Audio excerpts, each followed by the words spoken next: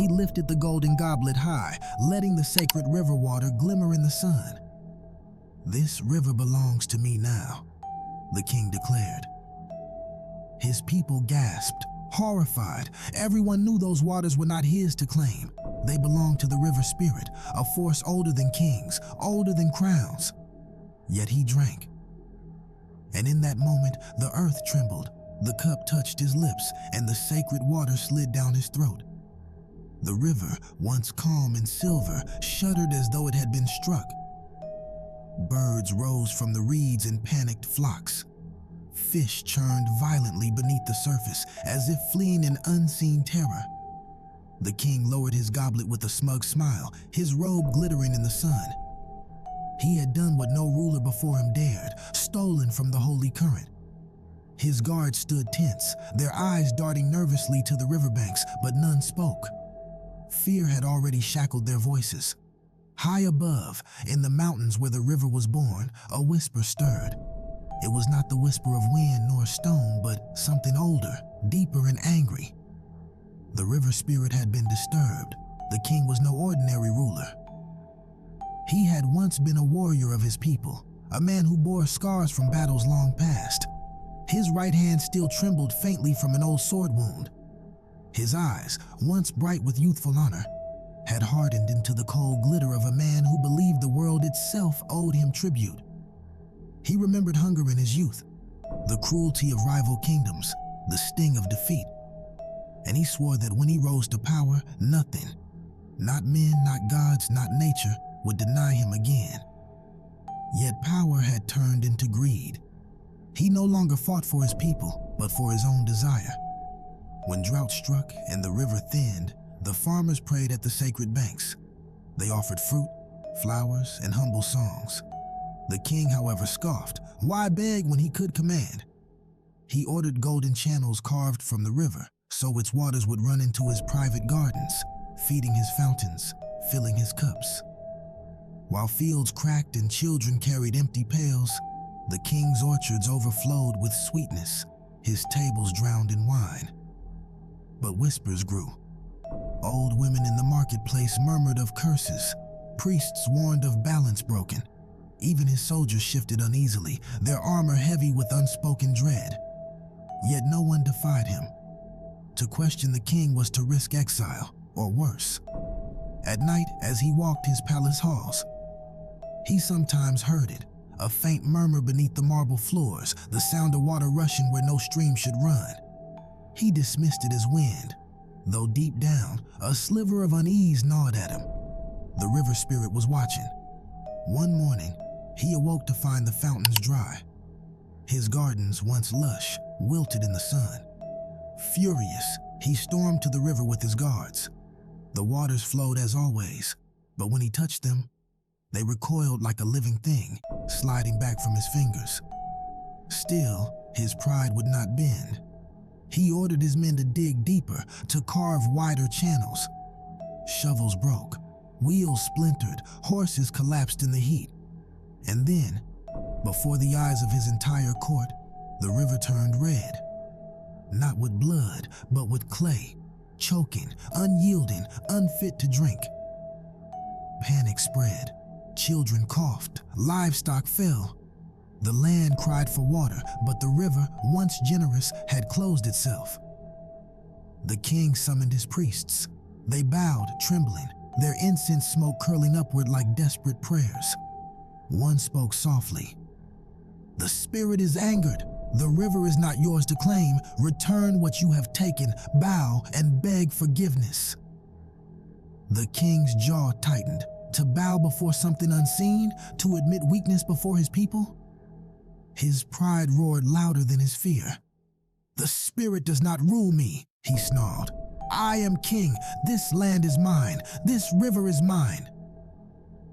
But as he spoke, the ground beneath his throne quaked. From the river's depths rose a figure cloaked in shimmering water. It was neither man nor woman, but both. Its form shifting like liquid, its eyes deep pools that reflected every injustice he had done.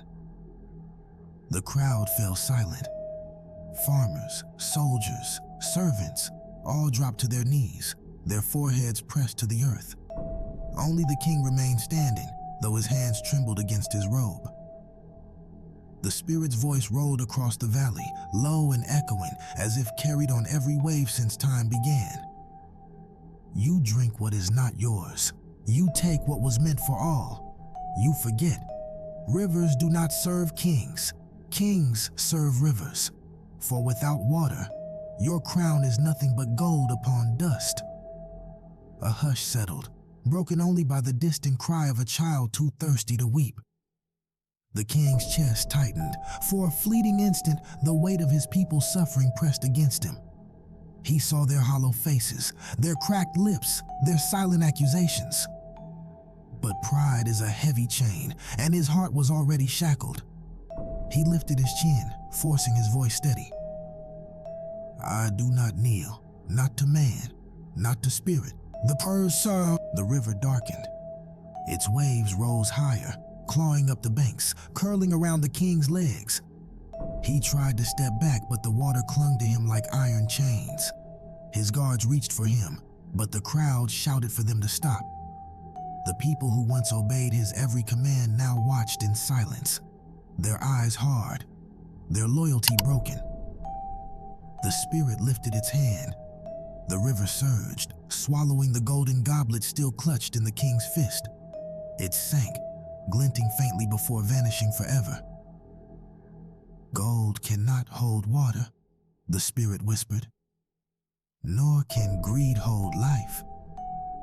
The king's crown slid from his head, carried away on the current. For the first time, his shoulders sagged, stripped of the weight he had once called power. His eyes darted across the faces of his people, but none stepped forward. No one begged for him. No one cried. And then, silence. The river receded, leaving the king kneeling in the mud, drenched and broken. His robes clung to him, heavy and ruined. He opened his mouth to speak, but no words came. The spirit was gone, but its message lingered in the air, carved into every heart. Nature gives freely, but never for greed. The people stepped forward, not to lift him, but to touch the riverbank with reverent hands. They drank together, the water cool and sweet once more, flowing again for those who respected it. Farmers filled their pails, mothers cupped their palms, children laughed as they splashed, the sound brighter than bells. The king sat alone, the mud chilling against his skin. And though no chains bound him, he had never felt so imprisoned. Days passed. His throne stood empty. He wandered his palace halls, each echo reminding him of silence. The fountains did not flow for him anymore. He ate what the people spared him. No longer their ruler, he had become their warning. When strangers asked about the river, the villagers would tell the story with a single sentence. The king who tried to own the river now drinks last. And so the legend grew. Generations repeated the tale beneath starlight, reminding their children that rivers, like life itself, are not possessions but gifts. The water belonged to no man, no crown. It belonged to everyone. And far away, in the hidden springs where the river was born, the spirit rested once more. Watching, waiting, guarding the flow of life against those who might forget. The story of the greedy king is not only about punishment, it is about balance. About remembering that nature's gifts are not treasures to hoard but blessings to share. Power built on selfishness crumbles, but respect for what sustains us endures. If this story moved you, take a moment to reflect. What in your life flows freely that you may have taken for granted? Water, air, kindness, time? Comment below where you are watching from and share what lesson you carried from this story. Don't forget to subscribe for more stories that remind us of the unseen powers that shape our world.